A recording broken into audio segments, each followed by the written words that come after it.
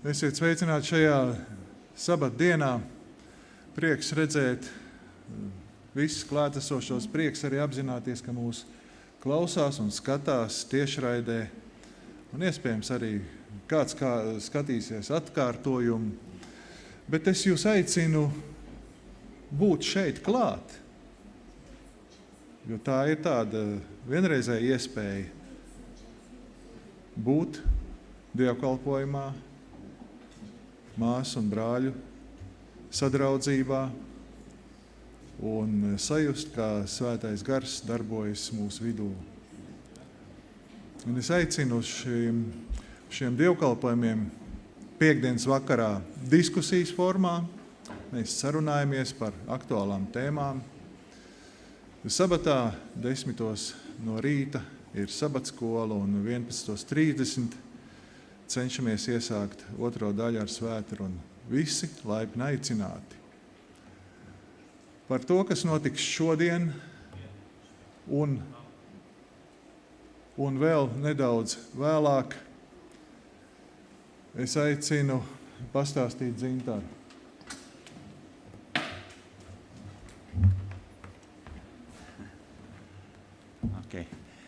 Labrīt visiem, priecīgs sabats.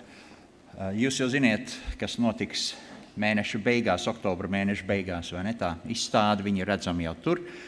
Pēc dievkalpojuma mēs atslēgsim atkal durtiņas un visi būs laipni aicināti klāt.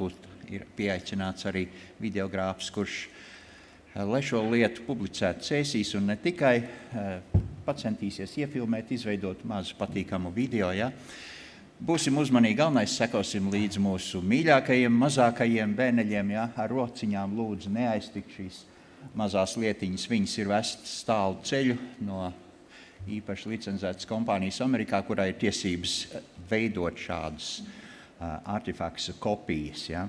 Tātad paliksim visi, nemuksim prom un, protams, uz oktobra beigām aicināsim savus draugus, kaimiņus, paziņas. Paldies!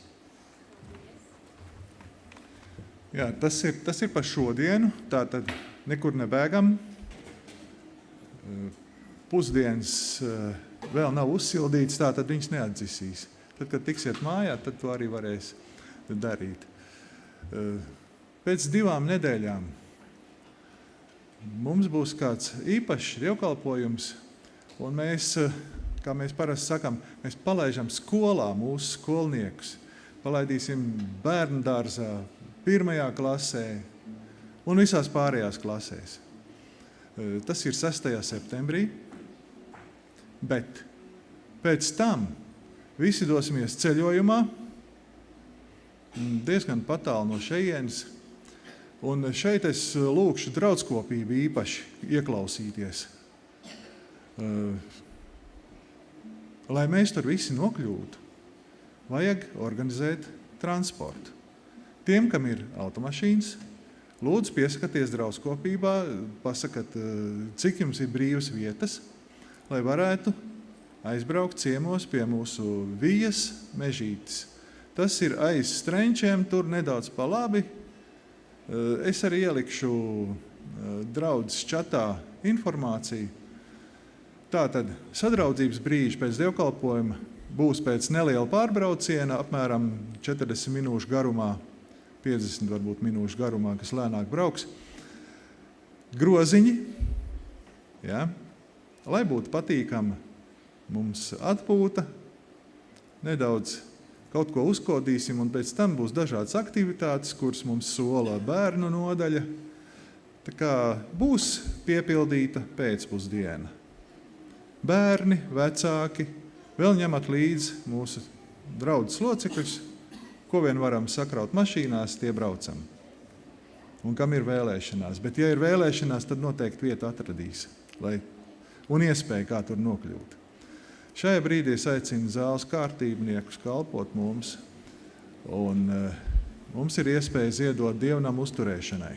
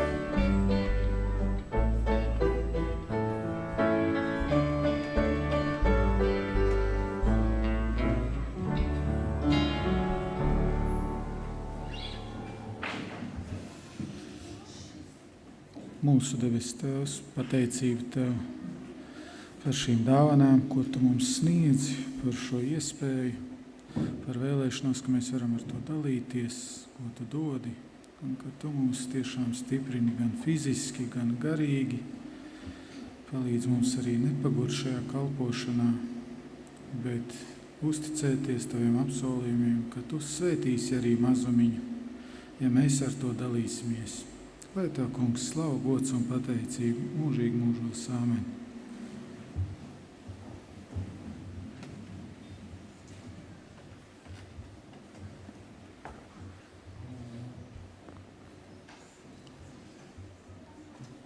Šajā brīdī aicinu dziedāt visus kopā, un dziedam mēs 387. dziesmu. Katru brīdi gatavs, lai ir ticīgais.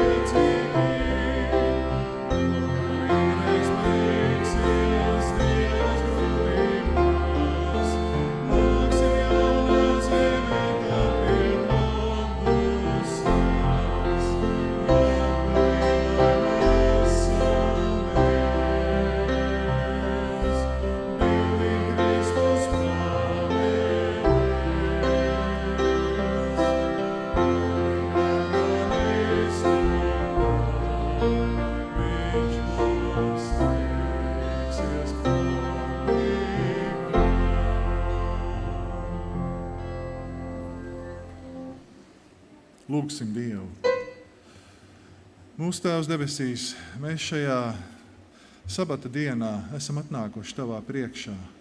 Mēs esam atnākuši katrs atsevišķi ar savu vajadzību, ar savu lūgumu, ar savu domu, un mēs esam atnākuši arī kā draudze, lai būtu kopā, lai vienoti lūgtu Tevi, lai vienoti Tev pateiktos, lai vienoti dziedātu Tev slavas dziesmas.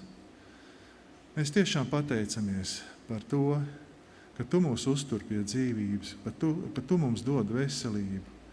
Un ja arī kādam tās nedaudz pietrūks, Tu rūpējies par to, Tu pamāci cilvēku, kā atkal savest sevi kārtībā, sakārtot savu dzīvi, lai varētu priecīgi dziedāt Tev un slavēt Tevi. Šajā brīdī es lūdzu, esi pie katra sava bērna, gan pie tiem, kas ir priecīgi, gan pie tiem, kas ir bēdīgi, gan pie tiem, kam ir grūti, dažādi apstākļi. Tu zini katra vajadzības un Tu vari dot pēc sava labā prāta. Bet šajā brīdī pamāc mūs kā mums būt gataviem, kā doties uz debesu vārtiem, par kuriem mēs dzirdēsim uzrunu. To lūdzu tavā vārdā. Āmen.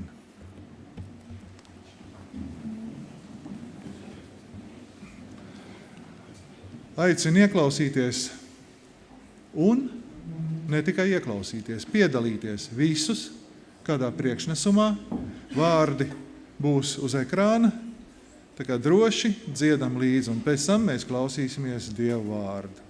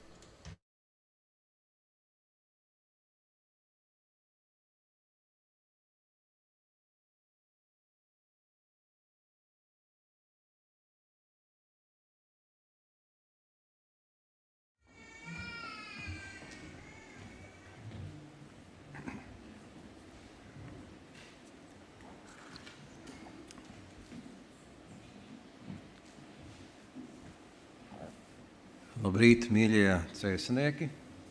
Vēl 5 minūtes ir rīts, un tad sāksies diena, pusdiena. Priecājos būt cēsīs. Esmu tagad kurzemnieks, dzīvojam Liepājā, kalpoju Saldus un Liepājas. Arī skaitās ezeres draudz, bet ezerieši brauc uz Saldu. Tā ir tāda maza grupiņa, un arī reiz mēnesī arī apmeklēju arī Aizputi. Aizputē, ja ir tā mazāk apmeklētāji, tad ir 3, 4, ja ir vairāk, tad ir 10. salīdzinot ar Cēsim, liekas tā ļoti, ļoti pieticīgi. Jā, šodien par durvīm uz debesīm. Jūs zināt, kur tādas atrodas?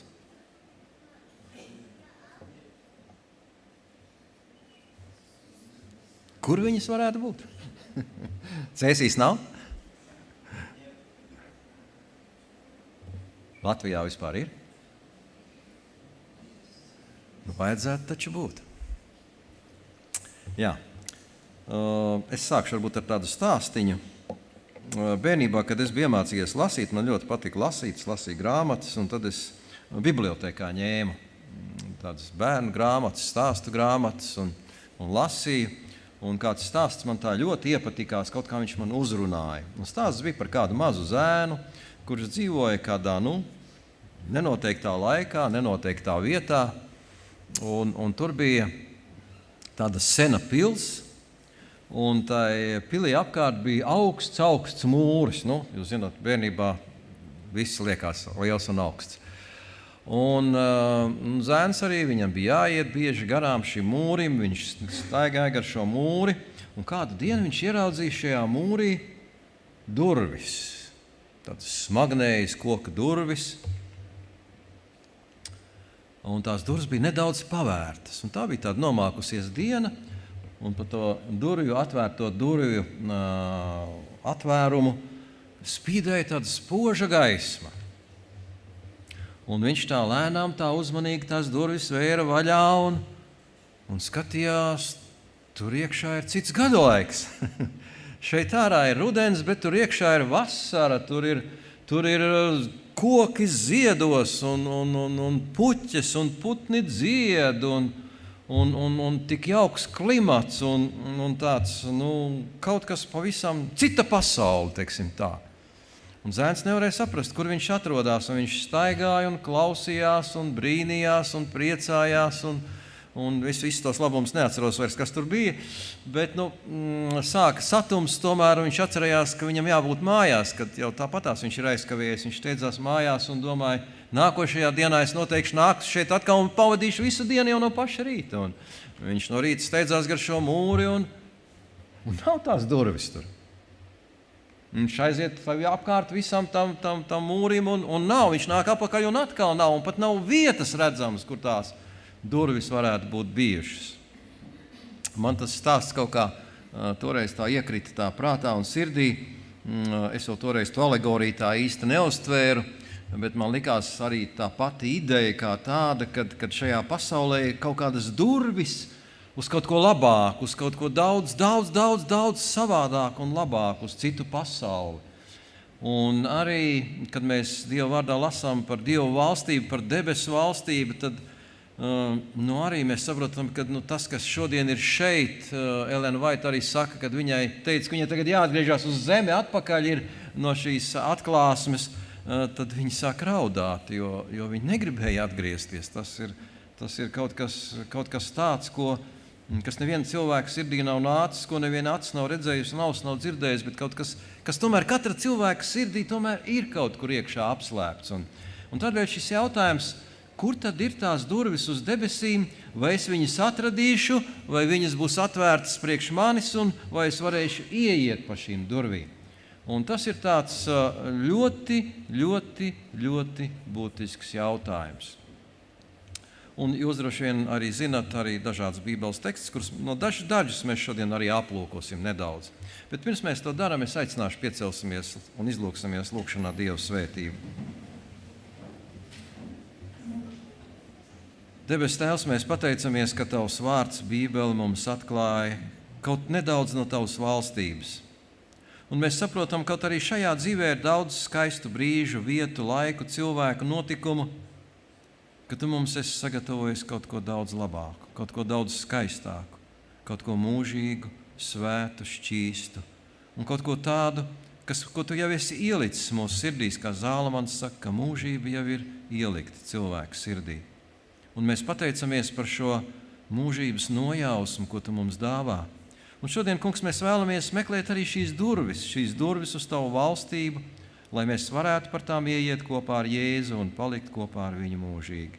Tādēļ lūdzam svētī arī, kad lasīsim Tavu vārdu un pārdomāsim to, lai tas skar mūsu sirdis, mūsu dvēseles un prātus, un lai Tava žēlastība un svētais gars mums palīdz to visu aptvert. To lūdzam un pateicamies Jēzus Kristus mūsu Kunga vārdā. Āmen.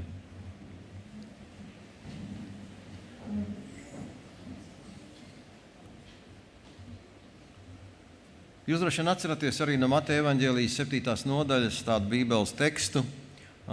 Ieejiet pa šaurajiem vārtiem, jo vārti ir plati un ceļš ir plats, kas aizved uz pazušanu. Un daudz ir to, kas pa tiem ieiet, bet šauri ir vārti un šaurs ir ceļš, kas aizved uz dzīvību, un maz ir to, kas to atrod.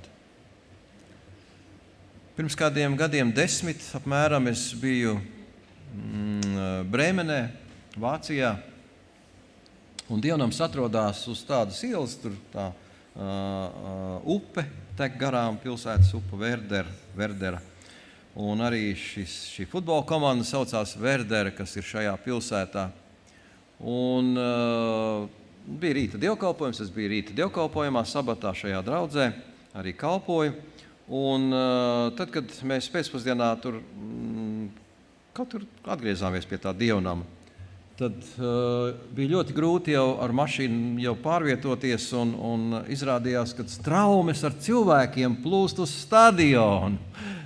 Futbola spēle vēl sāksies tikai vakarā, jau es nezinu, 8 vai cikos sākās, bet jau pēcpusdienā cilvēki jau pūļiem plūst, pa visām apkārtējām ielām plūst uz šo stadionu, un šajā stadionā tur ir 100,000 vietas, un apmēram, es nezinu precīzi to skaitu, bet cilvēku pūļi, un plūst. Un tad es salīdzināju no rīta uz dievnamu, tur kādi pāris cilvēki no tās puses, kādi daži no turienes, un tā dievnama zāle arī nedaudz mazāk kā Cēsīs. Un tur sēž kādi daži cilvēki, tur kādi pāris, te priekšā daži vēl.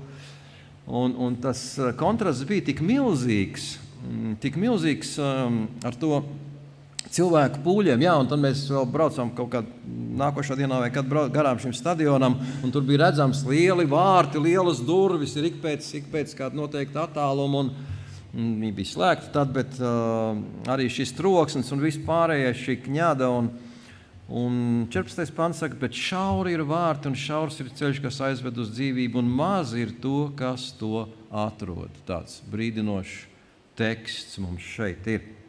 Un tas aicinājums bija ieeita pa šaurajiem vārtiem, jo vārti ir plati un ceļš ir plats, kas aizved uz pazušanu. Un, lai gan Cēsis un Latvija vispār ir tāda maza vieta uz zemes, mums tie platie pazušanas ceļi, viņi ir, bet viņi nav tik plati, kā viņi ir daudz viet citur pasaulē. Un tāpēc arī, draugi, es vēlos ar jums arī šajā brīdī lasīt varbūt tādus dažus tekstus, kas tā man ir jāpārslēdz. Dažus bībeles tekstus, kas mums varbūt palīdzēs šo tēmu saprast labāk. Tūlīt tas prezentācija. Un atklāsmes grāmata 3. nodaļa. Tātad Jānis raksta to, ko viņam arī Dievs liek rakstīt. Un Filadelfijas draudzes eņģelim raksta, tā saka, svētais, patiesīgais, kam Dāvida atslēga, kas atver un neviens neaizslēdz, kas aizslēdz un neviens neatver. Un šeit ir runa par to, ka Dievs patiešām var atvērt tādas durvis, un tādā vietā, kur viņas nekad nav bijušas. Un ja kāds grib aizslēgt, viņš to nespēja. Un tas ir stāsts par evaņģēliju izplatību, par glābšanu, vēsts par glābšanu. Un tad 8. pants ir tāds arī ļoti iedvesmojošs. Redz, es tavā priekšā esmu devis atvērtas durvis, ko neviens nevar aizslēgt. Tev ir maz spēka, un tomēr tu manu mācību esi turējis un neesi aizliedzis manu vārdu. Un tāpēc, ka tu esi turējis manu pacietības mācību, es tevi sargāšu pārbaudīšanas stundā, kas nāks pār visu pasauli, pārbaudīt tos, kas dzīvo virs zemes. Es nāku drīz, turi, kas tev ir, ka neviens neatņem tavu vainagu. Mēs varētu teikt, šajos nedaudzajos pantos ir apkopots ļoti daudz, bet tas svarīgākais, ko es gribētu šodien arī pievērst jūsu uzmanību, 8. pants, redzi, es tavā priekšā esmu devis atvērtas durvis, ko neviens nevar aizslēgt. Tātad, ja mēs esam izvēlējušies iet šo šauro ceļu, šo ticības ceļu, uzticēšanās ceļu, paļāvības ceļu, tad šīs durvis Dievs mūsu priekšā arī atslēdz. Un neviens tās nevar aizslēgt. Un šeit ir minēts, tev ir maz spēka. Kuram šodien ir daudz garīgā spēka?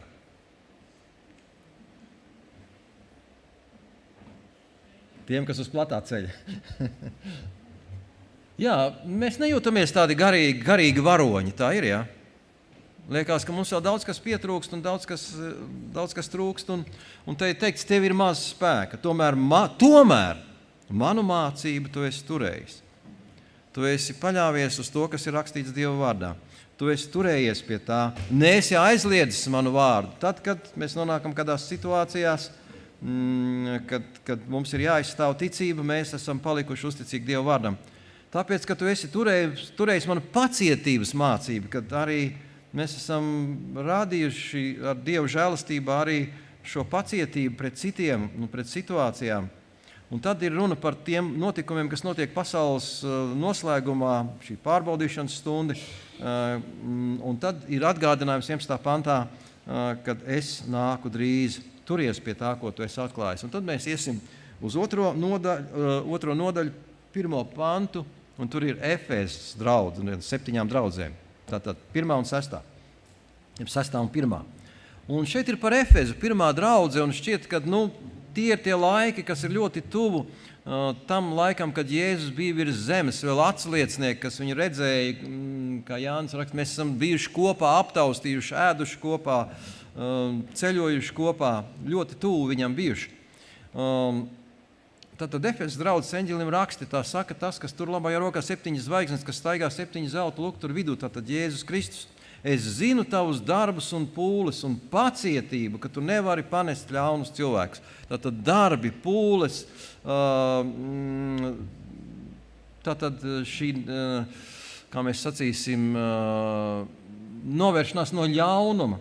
Kā Pāvils saka, atraujieties no visa, kas ļauns, jo ļaunais savā pasaulē ienes savu iespaidu, un kad mēs no tā atraujamies un nepieņemam to, un esi pārbaudījis tos, kas saucas par apustuļiem, bet nav, tad ir dažādas mācības, kas tiek sludinātas viltus apustuļi un tā tālāk, un tu esi noraidījis to, tu saki, nē, tas nesaskan ar Dievu vārdu. Un 3. pants, tev ir pacietība, tu esi grūtumu nesis manu vārda dēļ, tad mēs esam nesuši pārbaudījumus sabata dēļ, ticības dēļ un dažādas citas problēmas, arī gājuši cauri dažādām grūtībām. Un neesi piekusis, tātad neesi paguris, neesi zaudējis optimismu, esi turējies uz šī ceļa, kuru tu esi izvēlējies, un esi centies palikt uzticīgs līdz galam.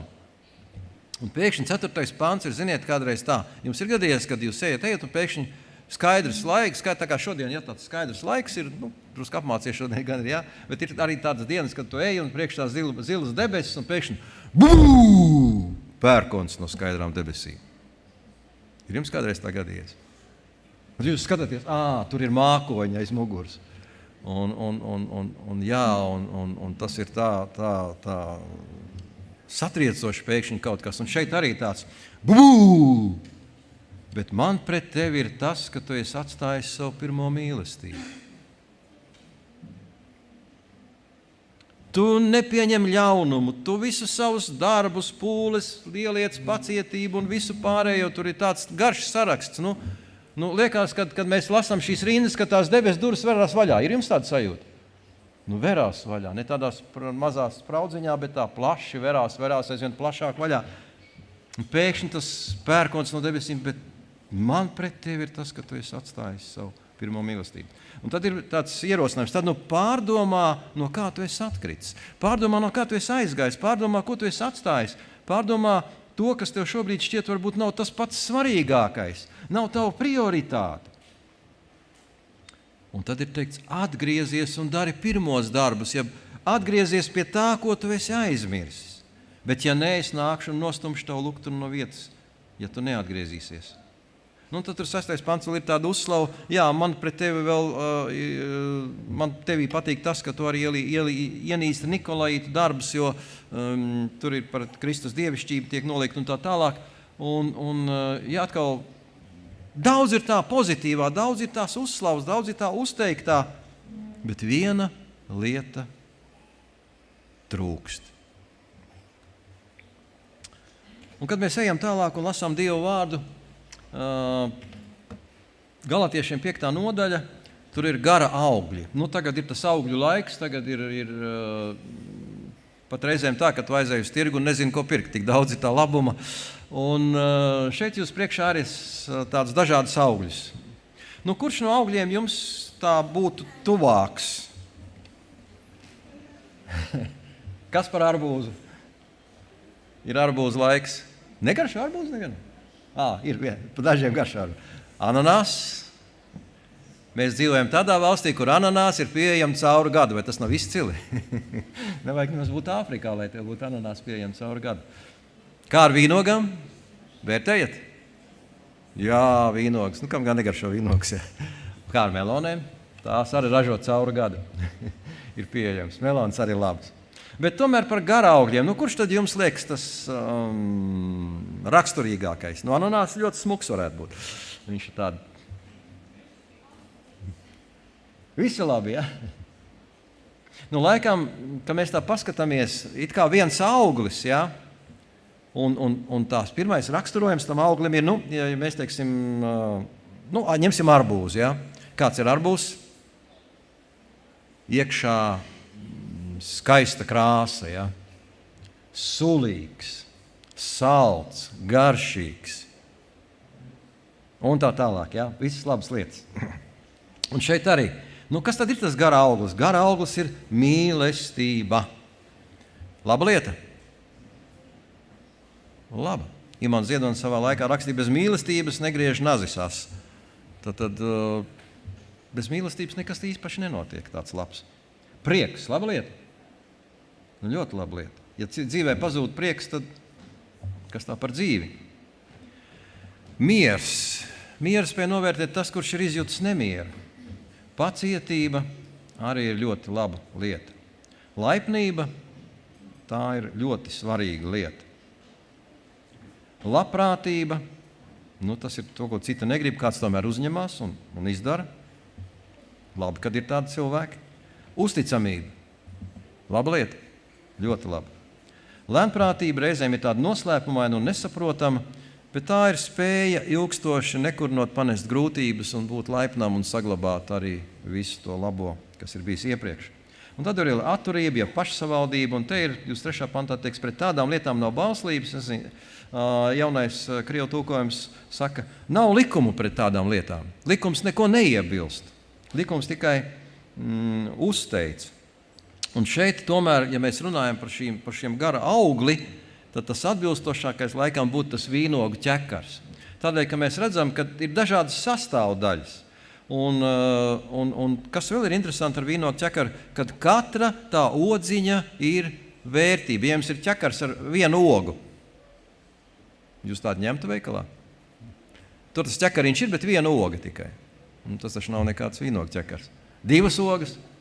Nē, taču. Un 3, 4, 5, 7. Pilnu ķekaru mums vajag.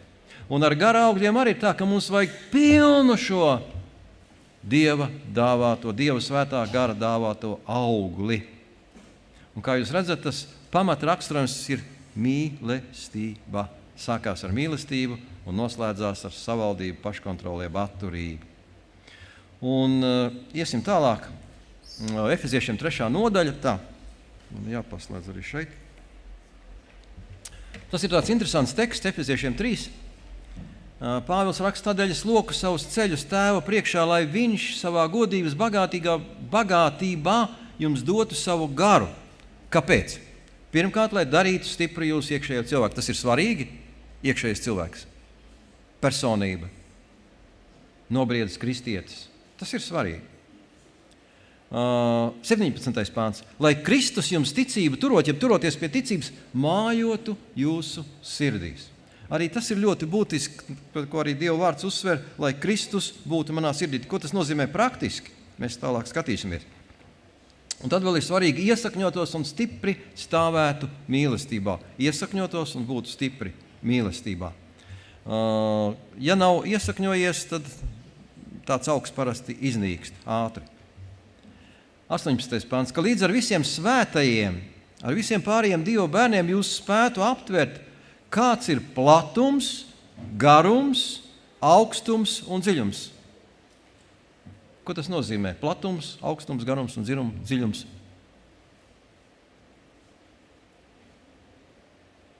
Plašums, mēs varētu teikt. Nu, šeit ir ļoti liela telpa, te ir augstumi un dziļumi un plašumi. Un tālāk, kāds ir nolūks 19. pants? Un izprastu Kristus mīlestību, kas ir daudz pārāka par katru atziņu, jeb tā ir pati pārākā no visām atziņām. Šis vārds atziņa reizēm tiek tulkots arī kā gudrība, pārākā no visām gudrībām. Un ar to piepildīti iegūtu visu Dieva pilnību. Un tad tagad ir jautājums, ko nozīmē iegūt visu Dieva pilnību. Ar to piepildīt, tad mēs sākam aptvert Dieva mīlestības platumu, garam, augstumu, dziļumu, sākam izprast Kristus mīlestību, un kad mēs tiekam piepildīti ar šo mīlestību, mēs iegūstam visu Dieva pilnību. Ko tas nozīmē? Kurš ir iegūst visu Dieva pilnību?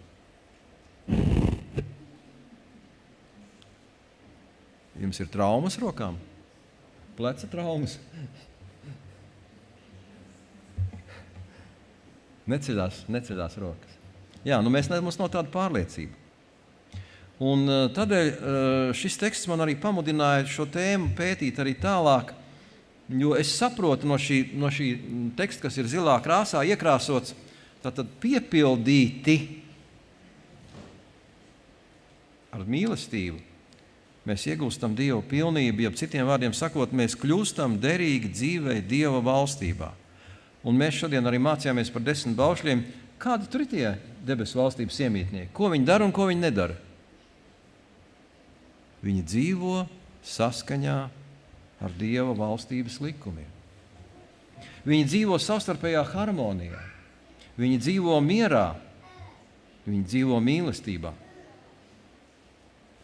Un es saprotu, ka šeit ir aprakstīta, kāda tad ir tā caurlaide uz debesīm. Tad, kad mēs sākam aptvert Dieva mīlestību, kad mēs sākam izprast Kristus mīlestību, kad mēs to pieņemam, kad Kristus mājo mūsu sirdīs, tad mēs kļūstam derīgi dzīvei bezgrēcīgā sabiedrībā. Un te ir tāds interesants teksts, kurš arī šo domu turpina. Apostols Pāvils 1. korintiešiem 13. nodaļa. Mēs tik divus pirmos pāntus aplūkosim šobrīd. Un ja es pravietotu, un ja es zinātu visus noslēpumus un atziņas dziļumus, un ja man būtu pilnīga ticība, tad man ir praviešu dāvana. Vai kādam no jums ir praviešu dāvana?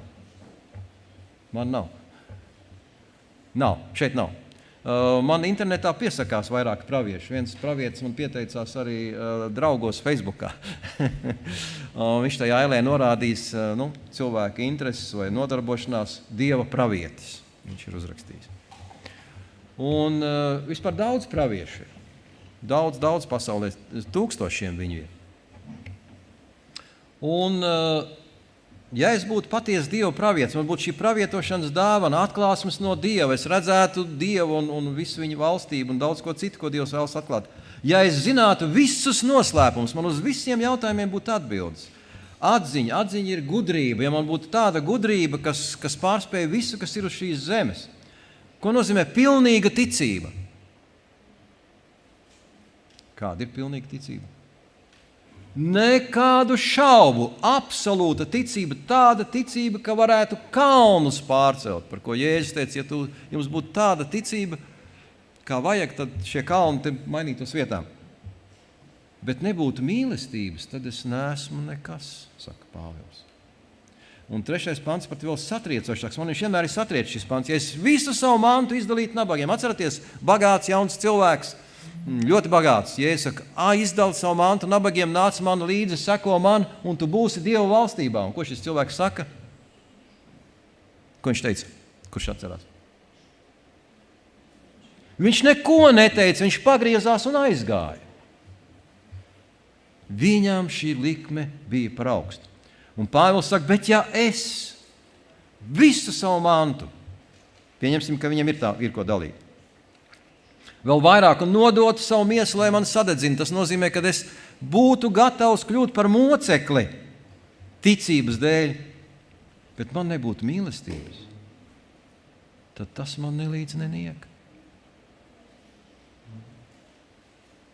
Šis apraksts, pravietis, visi noslēpumi, atziņas dziļumi, pilnīga ticība, ticības varonis, brīnum cilvēks. Ļoti, ļoti, ļoti, ļoti iejūtīgs. Viņš visu atdod citiem. Viņš ir gatavs mirt Kristus dēļ, jebkurā brīdī. Vienīgā problēma, viņam nav mīlestības.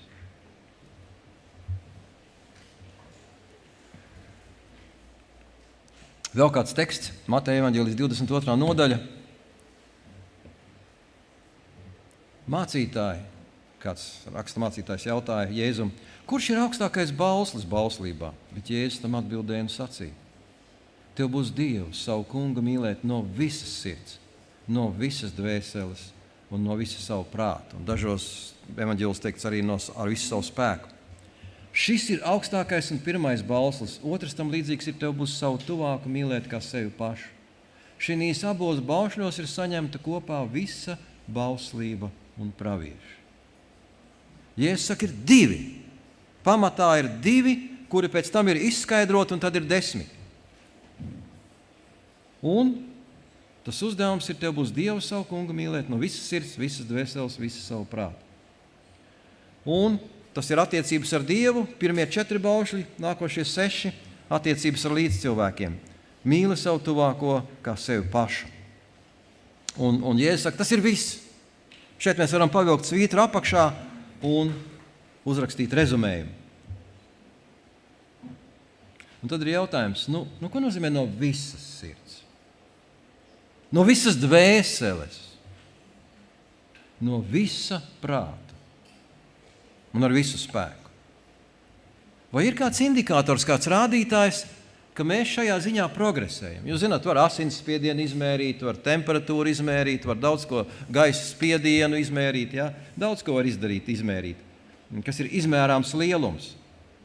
Bet vai šeit ir kaut kas izmērojams? Vai ir kaut kas konstatējams, kas mums dotu kādas atziņas, kur mēs atrodamies un kāda ir mūsu situācija? Izrādās ir. Un Bībelē ir teikts tāds teikums ir Dieva daudzveidīgā gudrība. Atceraties? Dieva daudzveidīgā gudrība. Un mēs šodien lasījām par Dieva daudzveidīgo mīlestību. Augstums, platums, garums, dziļums.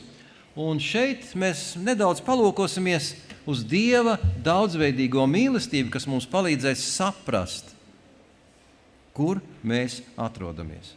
Vai tiešām mēs mīlam Dievu no visas sirds, ar visu dvēseli, ar visu prātu, ar visu, kas mēs esam, un mīlam savu tuvāko kā sevi pašu. Un šeit ir daži tādi skaidrojumi. Tātad vecajā derībā vārds mīlestība, 2 vārdi parasti to apzīmē. Avah, tā ir vispārēja mīlestība, pieķeršanās, arī draudzība savstarpējās attiecībās. Un interesanti, ka 5. Mūzes grāmata 6.5 šeit ir kā piemērs. Tev būs Dievu savu kungu mīlēt no visas sirds. Un tātad mīlēt no visas sirds, raksturojums šai mīlestībai ir, ka tā ir tāda vispārēja ir universāla mīlestība. Tā ir tāda, mums latviešu valodā ir viens vārds, vai krievu valodā ir vairāk vārdu mīlestībai? Ļubov. Arī viens, ja? Arī viens tikai, ja? Ebreju valodā ir 2, grieķu valodā 4. Un šeit tad ir tāds paplašinājums, ja? Bet šī ir tā universālā mīlestība. Jeb universālais mīlestības, teiksim, tāds vārds, kas ietver visu šo mīlestību, kā mēs arī to raksturot.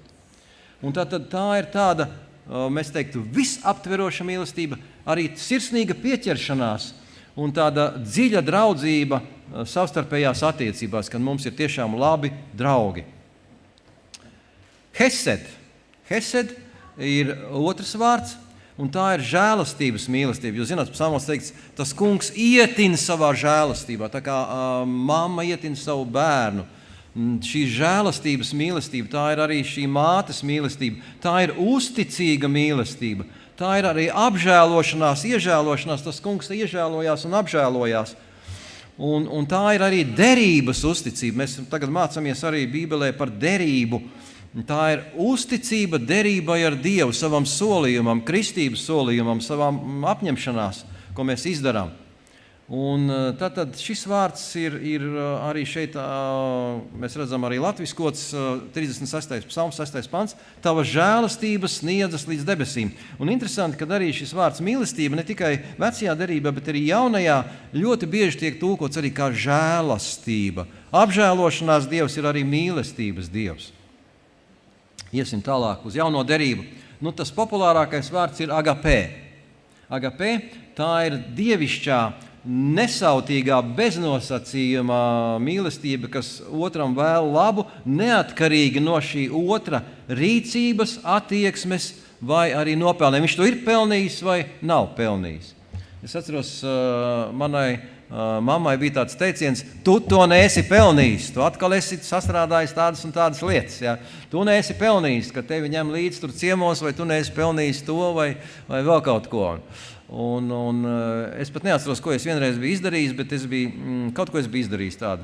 Man vēl nebija daudz gadu, es vēl skolā negāju, bet es biju kaut ko tādu izdarījis, kad manu trīsritenīti, tāds mazs balts, viņš bija gaiši zils ar baltiem ritenīšiem, balts stūrīti. Man viņš ļoti patīk tas divritenīts, un lai mani kaut kā sodītu par to, ka es nedaru to, ko jādara un daru to, ko nevajag darīt, šo ritenīti pārdeva. Vai atdeva, varbūt kā atdeva kādam radu bērnam un atnāca tur ciemos cilvēku un paņēma manu riteni un mīļo ritenīti un aiznesa projām, un es viņu vairāk tā arī dzīvē nekad neredzēju. Jā, es saņēmu pēc nopelniem, teiksim tā. Bet šī mīlestība neatmaksā pēc nopelniem. Viņa nav saistīta ar mūsu rīcību, ar mūsu attieksmi. Ne ar ko, ne ar kādu mūsu reakciju. Jo viņi ir pilnīgi nesautīgi, pilnīgi beznosacījumi, pilnīgi dievišķi. Un kā piemērs šeit ir Dievs, ir mīlestība 1. Jāņa 4:8. Teos agapeo. Nākošais vārds jaunajā derībā ir fileo. Fileo tā ir draudzīgā mīlestība, sadraudzība. Jums arī šeit es dzirdēju plānots pasākums, tur, kā brālis draugs vecākais teica, tur 50 minūtes jābrauc, un tad būs tas fileo. Tur būs fileo daudz, un jūs to varēsiet baudīt un būt kopā. Un tā ir draudzīga mīlestība, sirsnīga pieķeršanās, simpātijas, kad mēs nākot uz Dievam, atveram durvis un sakam, prieks tevi redzēt, un apkampjam un novēlam svētīgu sabatu, un mums patiešām ir prieks redzēt. Tā ir draudzīga mīlestība, kad ir vajadzīga palīdzība, mēs esam izpalīdzīgi, un tā ir arī sirsnīga pieķeršanās. Jēzus jautāja Sīmanim Pēterim vairākas reizes, un uz to agapeo viņš neatbildēja. Viņš teica, tu zini, kungs, kad es fileo. Jēzus jautā, tu agapeo? Nē, viņš saka, nē, fileo. Jā, liekas, ka tā nesautīgā tā agapē mīlestība, tā ir pārāk dievišķa priekš cilvēka reizēm. Jā, tas fileo, tas ir tā saprotami, tas ir tā cilvēcīgi, tas ir tā pieejami, bet agapeo, tas ir grūti, tas ir smagi. Cilvēki taču ir tik kašķīgi, tik nelaipni. Tik aprobežoti, tik ļauni un tā tālāk. Bet agapē mīlestība to neņem vērā, viņi to neredz. Viņas to nekoncentrējās. Fileo, tā jau ir mums tuvāk. Storgē, 3. vārds grieķu valodā, tā ir ģimeniska mīlestība starp vecākiem un bērniem un tuviem cilvēkiem. Cik jauki, ka brāļi dzīvo mīlestībā, teikts psalmu grāmatā. Un patiešām tā ir, kad šī ģimenē, kad ir saskaņa, harmonija, kad vecāki mīl savus bērnus un bērni izrāda mīlestību saviem vecākiem, un tas nāk no sirds, tas nav nekas tāds teatrāls vai kaut kas tāds puspaties, lai kaut ko iegūtu. Bet tā ir tāda patiesa ģimeniska saikne, tādas tuvas attiecības. Un Romiešiem 12:10 brāļu mīlestība jūsu starpā, lai ir sirsnīga. Brāļu mīlestība jūsu starpā, lai ir sirsnīga. Un tad vēl ir 4. vārds eros. Eros ir, šodien mēs lietojam vārdu erotika, bet interesanti, kad jaunajā derībā šis vārds, kaut arī tas ir grieķu vārds, viņš netiek lietots. Viņš tiek lietots tādā jau ārpus draudzes kontekstā. Tā ir romantiska, kaislīga mīlestība. Jaunajā derībā neparādās, bet jau spilgti atklājas augstajā dziesmā vecajā derībā. Un ir arī cilvēki, man arī bija viens no maniem pasniedzējiem seminārā, kurš teica, ka šī grāmata noteikti nav Dieva inspirēta. Tas ir augstā dziesma. Canticum Canticorum, ka tā noteikti nav Dieva inspirēta, jo Dievs tādu atklāsmi nevarētu dot, kaut ko tādu. Šeit neliels piemērs, augstā dziesma 8.6. Mīlestība ir ugunīga, tās liesmas ir kā Dieva liesmas. Interesanti. Kāda ir šī ugunīgā mīlestība? Tā ir tāda, kas aizdedzina, kas aizrauj, kas liek pacelties pāri šīs pasaules pelēcībai.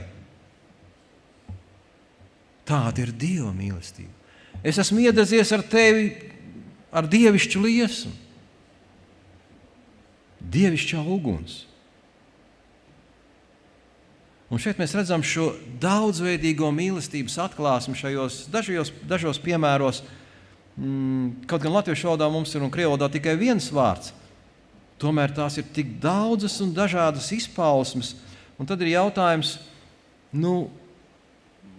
kā lai mēs līdz tam nonākam? Un ar to filio reizēm jau ir problēmas. Un ar to ģimenisko mīlestību arī ir problēmas.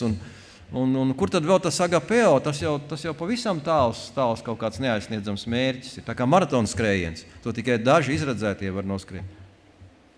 Bet Dievs dod risinājumu. Un man ļoti patīk tas, ka Bībelē Dievs vienmēr dod risinājumu. Viņš neuzstāda kaut kādu uzstādījumu un saka, tie, kuri varēs to izpildīt, tie tad būs, kas nav, tie nav.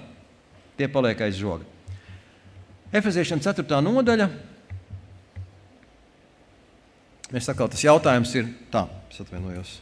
Kāpēc jūs neprotestējat, ka jūs neko neredzat? Tātad Efeziešiem 4. nodaļa, un tas jautājums ir tāds. Arbūs vai vīnogu ķekars? Par ko jūs balsojat? Par vīnogām, ja? Ja par garaugļiem, tad par vīnogām. Bet palūkosimies šeit. Bet patiesi būdami, ja patiesību atklādami mīlestībā, jaunais tulkojums saka, visās lietās pieaugsim viņā, kas ir mūsu galva, proti Kristus. Tātad šeit notiek process. Jūs zināt, bērns piedzimst. Cik valodās bērns runā, kad viņš piedzimst? Cik? Vienā. Ja visās. Vienā savā valodā. Ja? Un tad viņam ir jāmācās tās valsts valoda, kur viņš ir piedzimis, vai arī vecāki, tās valodas, kurās vecāki runā, viņam jāiemācās. Tas ir jāapgūst. Un mīlestība tā ir debesu valoda, un cilvēks nepiedzimst ar spējām runāt debesu valodā. Viņam jāiemācās runāt, domāt, rīkoties atbilstoši debesu konstitūcijai. Tas ir jāmācās, un te ir tas ceļš.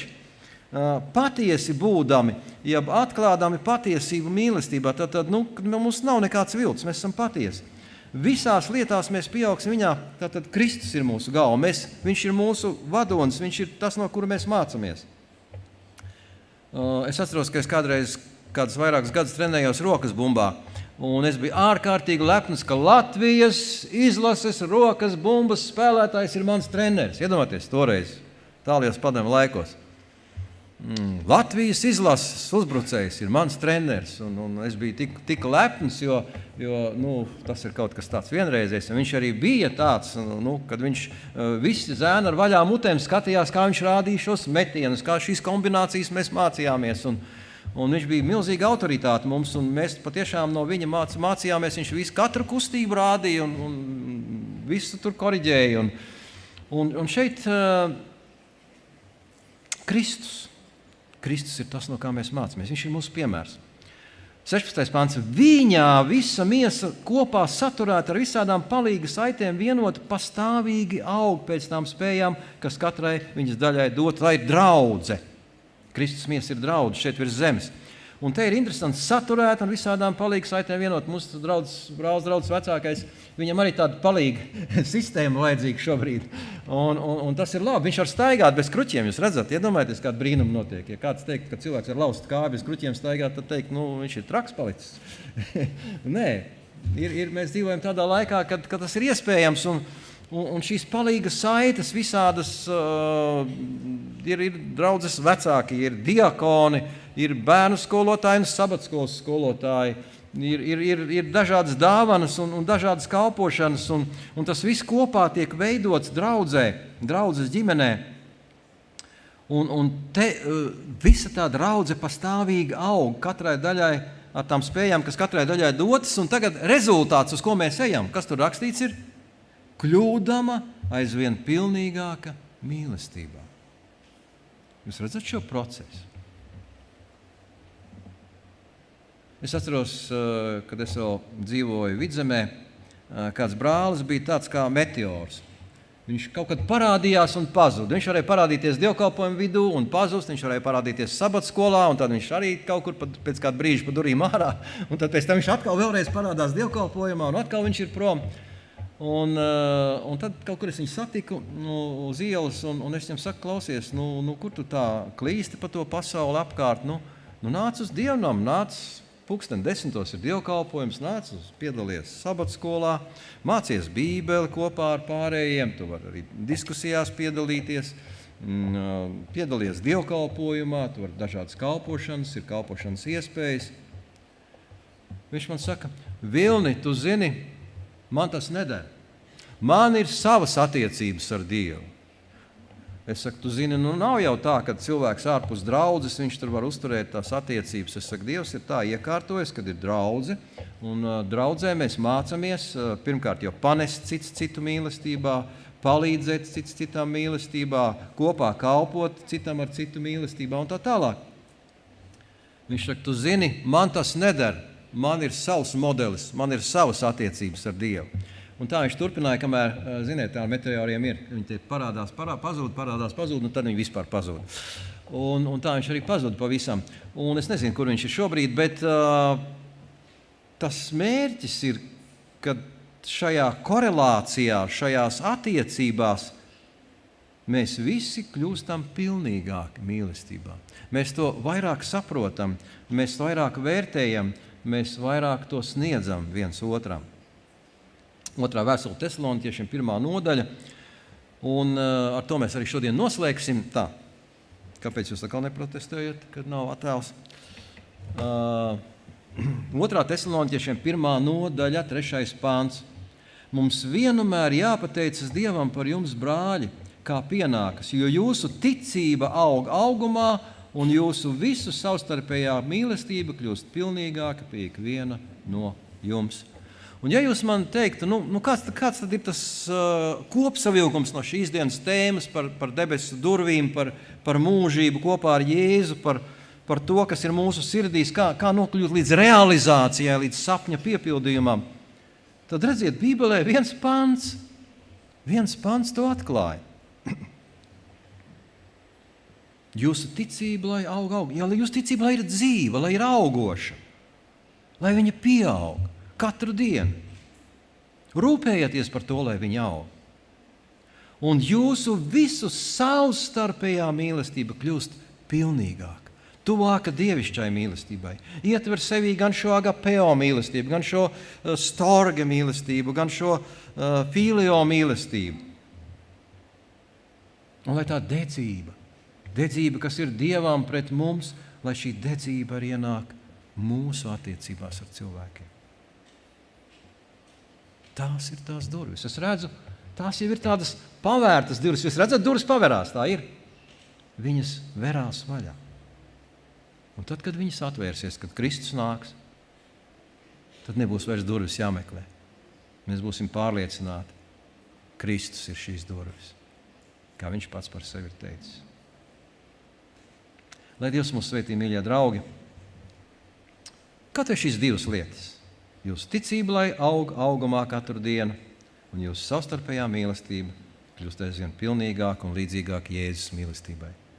Kas to vēlaties, sakiet skaļi āmen, lai notiek pēc jūsu ticības.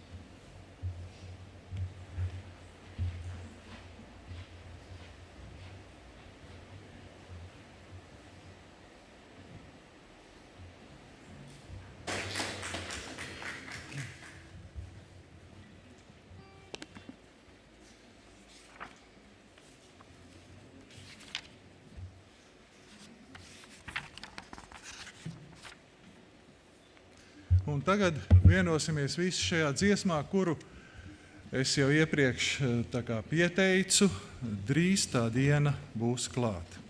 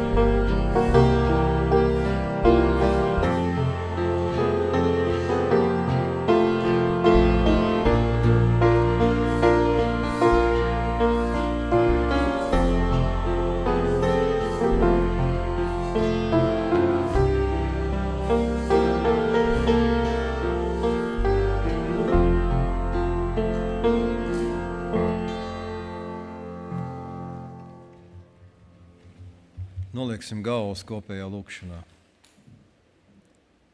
Svētais un mūžīgais Tēvs debesīs, mēs esam no sirds pateicīgi par Jēzu Kristu, kurš pieņēma cilvēcību un ienāca šajā pasaulē, lai atklātu tavu mīlestību. Un Jāņa evaņģēlija 13. nodaļā mēs varam lasīt, viņš atklāja mīlestību līdz galam. Viņš atklāja to pazemībā un atstāja arī mums, lai mēs to pazemībā dalītu tālāk šajā pasaulē citiem. Vispirms jau saviem brāļiem un māsām, savās ģimenēs, darba vietās, cilvēkiem, ar kuriem mēs sastopamies, lai Dieva mīlestības saldā smarža apņem cilvēkus, pārņem šo pasauli, lai šaurā ceļa gājēji kļūst vairāk, lai platā ceļa gājēji sāk pārdomāt, ka viņu platais ceļš ved pazušanā, bet Dieva piedāvātais šaurais ceļš uz mūžīgo dzīvību. Mēs pateicamies, Kungs, par šīm mūžības ilgām, kuras Tu esi iedēstījis mūsu sirdīs, un mēs gribam lūgt, Kungs, lai Tu šo sēklu audzē, diedzē un palīdz tai augt par godu Tavai valstībai. Un lai mūsu mīlestība uz Tevi, Kungs, patiešām ir tāda, par kur var sacīt, no visas sirds, dvēseles un spēka es, Kungs, Tev pieķeros savā mīlestībā, kas tomēr ir Tava mīlestība, jo Tu mūs pirmais esi mīlējis. Palīdz mums mīlēt savus tuvākos kā sevi pašu un būt atvērtiem, Kungs, svētajam garam, jo arī Tavā vārdā sacīts Romiešiem 5:5, ka Dievs ar savu garu izlēja mīlestību mūsu sirdīs. Tādēļ mēs lūdzam, Kungs, piepildi mūsu sirdis ar svēto garu, lai Kristus var mājot mūsu sirdīs un atklāt šo mīlestību Vispirms jau mūsu tuvākajiem, mūsu mīļajiem, un tad visiem pārējiem. Mēs pateicamies, Kungs, par šo žēlastības brīnumu, kādu Tu esi dāvinājis šai bojā ejošai pasaulē. Mīlestību. Mīlestību, kas mūs paceļ uz debesīm. Un kas dara mums saprotamas un skaidri apjaušamas šīs durvis, kuras nav aizvērtas nevienam cilvēkam. Paldies Tev, Kungs, kad Jēzus Kristus ir šīs durvis. Viņam lai ir gods, slava un pateicība. Tagad, vienmēr un mūžu mūžos. Āmen.